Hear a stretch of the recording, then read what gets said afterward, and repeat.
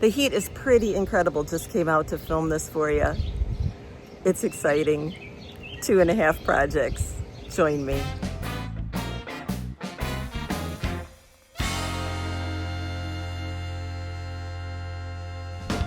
Well, you're going to get a little voiceover here because the pool filter next door was just too loud. We have created this first project, which is a Birdies bed edition for raspberries. We have put double gold right there in the center. And while they grow up, I've used this bed to put in some Zebrune shallots and 4 tomato plants in the corners. And then I added a little bit of pretties, of flowers in the back corners as well. That'll come on later.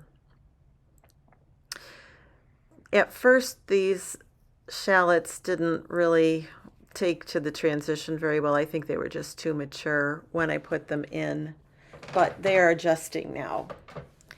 Now, this first tomato came to me from Allie up at My Rusty Garden in Canada, and it is a really odd to pronounce one, but the internet says fur de cow-fee is how it is pronounced. It is one from the Dwarf Tomato Project, and it is a potato leaf variety. This next tomato is the Santiam Sunrise. Steve at Digwell Green Fingers in the UK initially sent me the seed for this a few years back.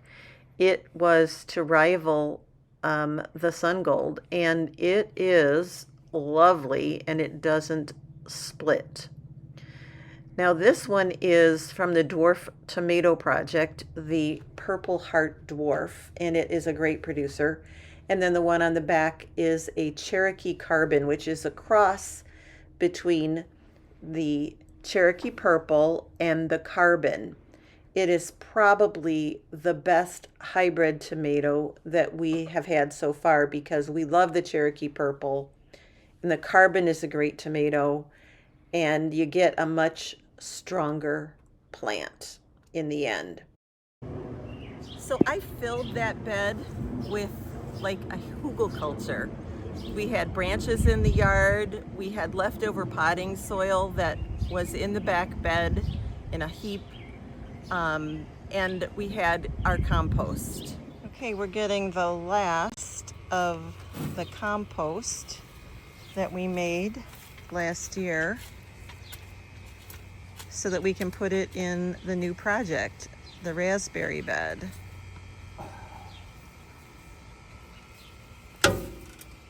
Nice. Well, we keep layering. This layer is another load of our homemade compost.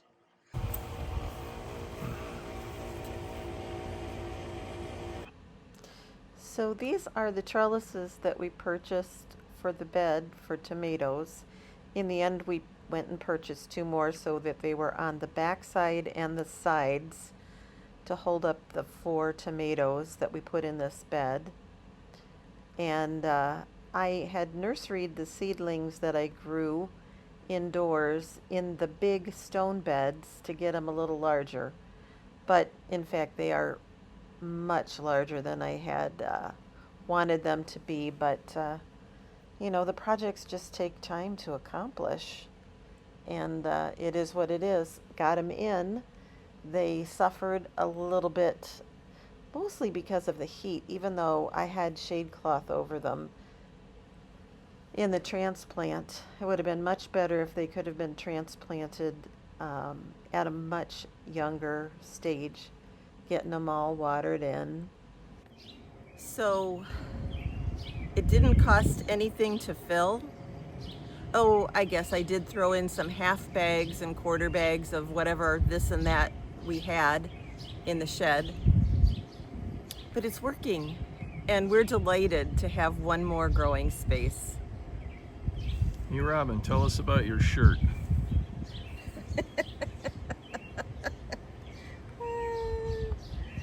Life's too short to grow boring tomatoes. So this is project number 2.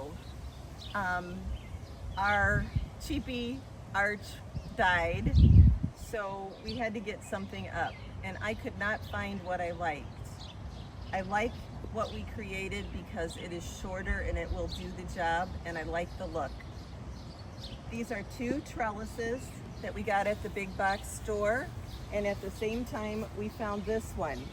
This one was a cedar and wire that we cut the legs off of, and then we spray painted it. This little bed back behind our stone beds had an arbor that broke over it, and there's a clematis that's hanging over there that we've got to get up here, and it just needs a really, really good weed. Got a lot of grass invasion, unfortunately. I wish the grass would have grown where we wanted it to grow there. That was a patch of very expensive sod that looked great last year, but not so much this year.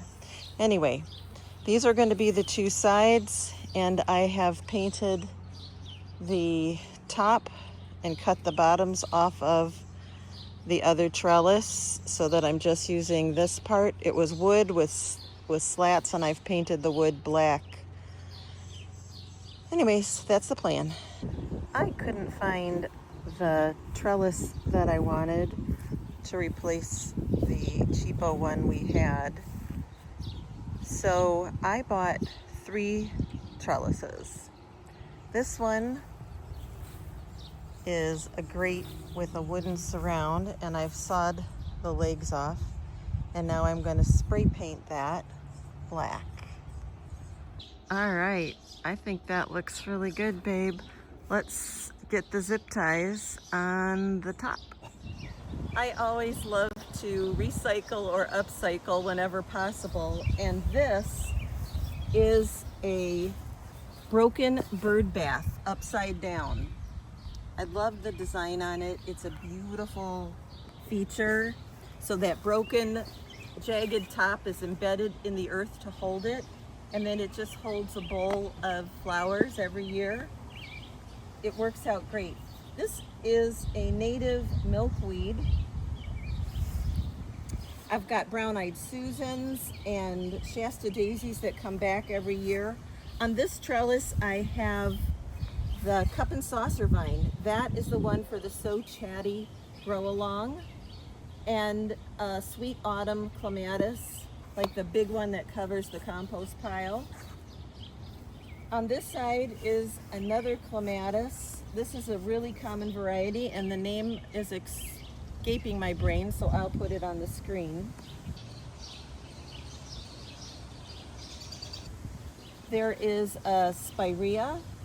This one is lovely because the leaves get so lime-like, and then in the fall it just explodes with a variety of colors, so I just love it. Again, I've thrown in some bedding plants. I had dianthus come back from last year. These are little sundrops. There aren't many left, but they're doing their thing right there. On this side, I have a cardinal vine. That will grow up and cover the top eventually like it did last year, and it has red flowers. It makes a nice autumn show. This one is called the candy corn plant. I think I've grown it before, but it was so many years ago and it looked cool, so that will also be growing up here, and both of those will give color long after the clematis is done. Thrown in some cosmos there. Again, those will come on to give a little bit color later. Okay, this was that wooden arch that held up our blackberries, but we only have the 2 fruiting vines and a couple of little vines on both sides. They, as I explained in the last video, suffered the ups and downs cycle in the spring of the hot, then freezing cold. So we took the opportunity to pull out that wood arch, and I mean we when I say Al, because it was all his job, and he had to saw off some of the metal that was holding it up because it was in concrete. Al's been working at getting this arbor free. we have decided to remove it. It is getting old, and this is the best year to do it with the fruiting vines mostly failing. So he's got it out now after much ado. You've gotten it free, right? Yeah, you've gotten it free. Cool. All right, pull it out, babe. Ooh-wee, that looks different, huh? Wow. Wow. We are going to repeat the same arbor as over there, only double. So it'll be 2 arbors thick with the same spray painted wooden arch over the top. And what we like about that is, guess what? We keep getting older. It happens. As a matter of fact, I got a birthday coming up, so I'll even be 1 cycle around the sun again. But that's good because I'm here to talk about it. And it is easier to pick not on a ladder. So this will be not on a ladder for us. And we liked that idea. I hope you enjoyed today's video. And I hope you want to come back and join us again. Kind of fun to have 2 big projects under our belt, and the majority of the hard work at least done on the last project. Now we just need for the weather to improve a bit so we can get that last project finished. Even the phone's rebelling today. Remember, sometimes the only thing we harvest is knowledge, and that's okay. Bye for now. We'll see you on the next one. Oh my gosh, there's been a couple of breezes. Whew, yay.